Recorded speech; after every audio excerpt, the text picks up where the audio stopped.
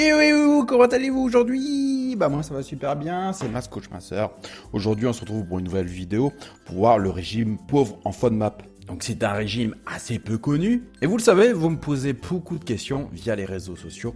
Et en tant qu'expert minceur, c'est une question qui est revenue plusieurs fois. Et je vais vous dire si le régime FODMAP est réellement efficace. Mais avant ça, pensez à vous abonner à la chaîne et à activer la petite cloche pour faire en sorte d'être notifié à chaque fois qu'une nouvelle vidéo sort sur la chaîne et rejoindre plus de 5000 abonnés qui suivent mes conseils minceurs de près. Donc déjà, petite question, répondez-moi en commentaire si vous avez déjà testé le régime pauvre en FODMAP. Et dites-moi surtout quels ont été les effets sur votre ligne, sur votre silhouette et sur votre santé. Vous le savez, certains d'entre vous le savent, je suis en période de déménagement. Donc mon bureau a été complètement repeint, donc je suis en train d'inhaler en fait cette bonne odeur de peinture. De plus, j'ai ma chérie d'amour qui est en haut. On a un étage qui nous sépare, mais elle est en visioconférence. Et je n'entends qu'elle. Donc si vous entendez rigoler, parce que elle, pendant les visioconférences, elle se marre. Donc elle a une très bonne entreprise parce qu'elle est tout le temps en train de rigoler. D'ailleurs, je sais pas si on entend, mais là, elle est en train de rigoler. Donc, c'est tout à fait normal. Donc, pour revenir, en fait, au régime pauvre en FODMAP, donc les FODMAP sont un concept développé par Sue Shepherd, une diététicienne nutritionniste australienne. FODMAP signifie F pour fermentescible, c'est-à-dire fermenté par les bactéries du côlon.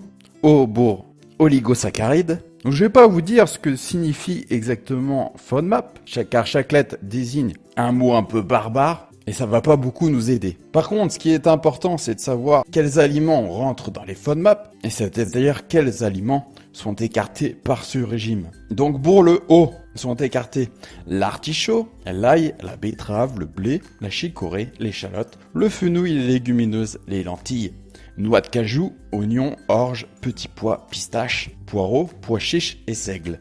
Pour le D, les aliments visés sont ceux à base de lactose, comme le lait, le fromage frais non affiné. Pour le M, c'est plutôt le fructose, comme les asperges, les cerises, le miel, la mangue, les pastèques, poires, pois, pommes, sirop de glucose, fructose, sirop de maïs et sucre de table.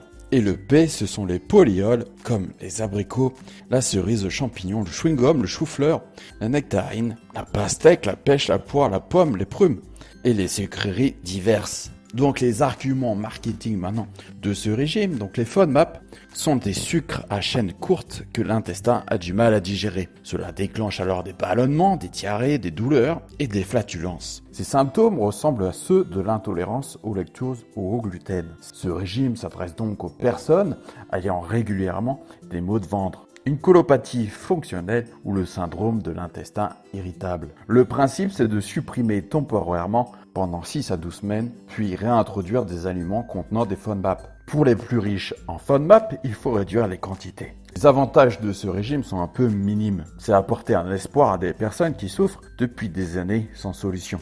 Les inconvénients, c'est que ce régime restreint des aliments naturels et protecteurs. Les différents FODMAP ont des effets bénéfiques sur la santé. Donc vous voyez, ce régime en fait écarte pas mal de fruits et légumes qui apportent énormément de nutriments dont notre corps a besoin. Et il devient très compliqué de manger quoi que ce soit en évitant tous les aliments que j'ai cités en début de vidéo. Imaginez-vous un peu devoir manger pendant 6 semaines quasiment aucun fruit, quasiment aucun légume et aucun laitage. Ça peut devenir vraiment très compliqué. Donc ma conclusion et mon avis, c'est que c'est un régime intéressant à tester si on a des problèmes intestinaux récurrents. Dans le cas contraire, il n'y a aucun intérêt à supprimer des aliments bons pour la santé, comme les légumineuses, l'ail, l'oignon ou certains fruits et légumes. Donc vous l'aurez compris, je ne conseille absolument pas le régime pauvre en FODMAP, mais si vous avez vraiment des maux de ventre assez conséquents et que vous n'avez jamais trouvé le remède, vous pouvez tout à fait l'essayer sur une période très courte et voir les effets sur votre corps. Voilà, j'espère que vous en savez maintenant un peu plus sur le régime pauvre en FODMAP. Je vous rappelle que sur mon site, donc fatatacoaching.info, j'essaye de vraiment aider un maximum de personnes. C'est pour ça que j'offre 2 e-books totalement gratuits. Un qui va vous permettre de connaître mes 50 meilleurs conseils minceurs, donc qui va vraiment vous aider à perdre du poids dès aujourd'hui si vous commencez sa lecture. Et le deuxième, ça va être toutes les erreurs que vous faites au sport et qui vous empêchent de maigrir. Donc si vous faites du sport et que vous voyez aucun changement sur votre silhouette, notamment sur la perte de gras, vous allez en savoir un peu plus et ça va vraiment vous aider. Donc faites vite parce que je ne veux pas offrir ces 2 e-books continuellement. Vous avez juste à rentrer votre adresse mail et je vous les envoie sous 24 heures. Et oui, je les envoie pas en instantané parce que bien souvent vous me posez des questions en même temps. Et je préfère qu'il y ait un message personnalisé à chaque personne plutôt que ça soit un envoi de mail impersonnel. Bien sûr, ça irait beaucoup plus vite pour moi, mais je préfère prendre le temps de voir avec vous quelle est la solution la plus adaptée pour votre problème de poids. Je vous dis à bientôt pour une prochaine vidéo. C'était Max Coach Mincer. Bye.